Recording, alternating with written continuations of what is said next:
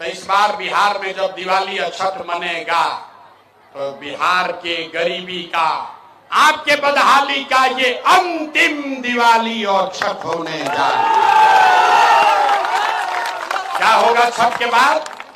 छठ के बाद जब ये व्यवस्था बनेगी, अगर आपने अपने बच्चों के लिए वोट दिया, जनता का राज बना, तो इसका पहला संकल्प है, नाली गली बने चाहे मत बने, स्कूल अस्पताल जब सुधरेगा तब सुधरेगा, लेकिन साल भर के अंदर सब लोग याद कर लीजिए, अपने अपने आंचल में ओढ़नी में बांध लीजिए, साल भर के अंदर जितना आपका घर का सामान गया है बाहर मजदूरी करने, जो बच्चे यहाँ पढ़ लिख कर बेरोजगार बैठे हैं, उसको सरकारी नौकरी मिले या न मिले, लेकिन सभी के लिए कम से कम 10 से 12 हजार रुपया के रोजी रोजगार का व्यवस्था बिहार में ही करके दे दिया जाएगा।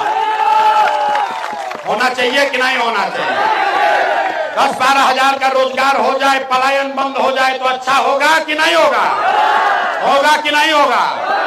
अगर ये बात समझ में आ रहा है, जब इस सभा के बाद अपने घर जाइए तो लोगों को बताइए, अपने बच्चों को बताइए, ए बचवा, अब की हाली जब दिवाली और छठ में घरे आइब, अब की हाली जब दिवाली और छठ में घरे आइब, तो फिर 10-12 हजार रुपया के रोजी रोजगार के लिए जीवन में कभी दरभंगा, जाले, बिहार छोड़कर बाहर नहीं जाना पड़ेगा। सब लोग तैयार है इसके लिए?